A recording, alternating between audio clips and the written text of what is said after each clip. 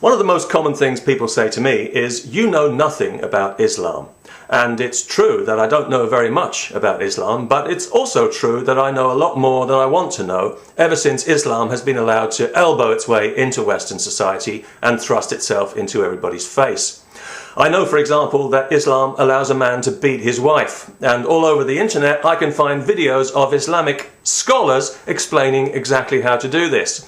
These are the same scholars whose reading of Islam has turned the country of Saudi Arabia into the kind of place where a person can be executed for witchcraft, or where a father is allowed to sell his prepubescent daughter to a child rapist and still call himself a man.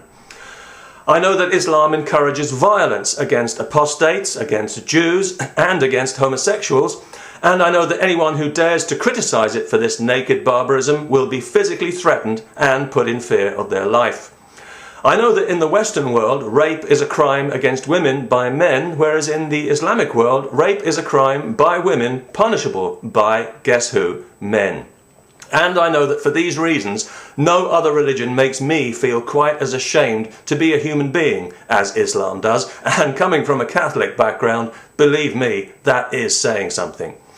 I also know that the oil that generates the wealth to pay for the ongoing Islamization of the West would still be in the ground if the wife-beating, child-raping scholars of Islam had their way, because the internal combustion engine would never have been invented.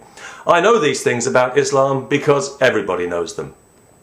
But people keep telling me, you are ignorant, you should read the Quran. Well, okay, so I read the Quran, but then somebody said, oh, you read it in English. No, you have to read it in Arabic to truly understand it. Ah, Arabic, eh? Well, okay, maybe I could learn Arabic. It would certainly be more than most of the Muslims on this planet have bothered to do. Let's see now, what else would Arabic be really useful for, apart from reading the Quran?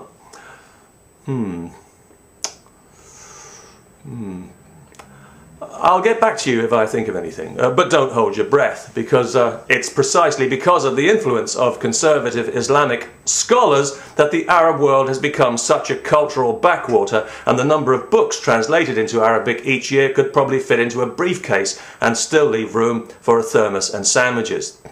So anyway, I was reading the Quran in English like an ignoramus, clumping through it in metaphorical hobnail boots, so to speak, but one passage did catch my eye, and that was Surah 109, Al-Kafirun it's called, or the non-believers. And this verse says, I don't believe what you believe, and you don't believe what I believe. You have your religion, and I have mine. And I thought, well, that sounds very reasonable, very tolerant, almost, dare I say it, like a religion of peace. And then I got to thinking that if every person on the planet were to become a Muslim, the way the scholars and the professional whiners of Islam are always insisting, there would no longer be any need for that verse in the Quran. It would be effectively redundant, rendering the book imperfect, which is, of course, impossible because it's the pure word of God. So clearly, God, in his infinite wisdom, anticipated that not everybody would want to be a Muslim, or would be suited to being a Muslim for one reason or another, and he approved of that situation, otherwise he wouldn't have said so in the book. Now, although a number of people have kindly offered to answer any questions I may have about the Quran, I can't help but wonder why I should have any questions if it's the pure word of God. Is God not capable of expressing himself clearly and directly to me without ambiguity, even in a crass and unsubtle language like English? Surely even to suggest such a thing is deeply blasphemous. To explain or to interpret the Quran is surely an attempt to undermine the pure word of God, to adulterate it with a human perspective, and in the case of the scholars who depend for their very existence on such adulteration, with their own personal neuroses. Because sealed as they are in their ignorant little bubble of righteousness with nothing for company but chronic sexual repression and a pathological fear of women, the holy men of Islam have no knowledge and no wisdom and not a spiritual bone between them, so they have to rely instead on the only thing they do have, the capacity to generate fear, which is, of course, the lowest emotion a human being can have. Is that really the purpose of Islam? Crude violence, the threat of crude violence is always the first option with these sad little men, because it's literally all they've got at their disposal. How empty is that? That's why apostates are killed in Islam, because the primitive throwbacks who define the religion simply don't know any other way.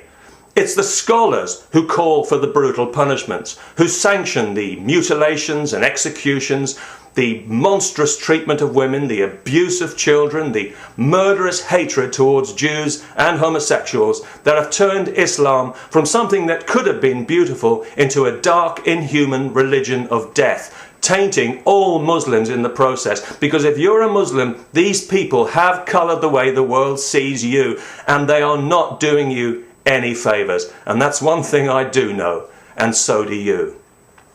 If every Muslim was encouraged to read the Quran by listening to God through their own heart and not through somebody else's twisted mind, what a different and vibrant religion it might be. Peace. That's what we're looking for. That's what we want.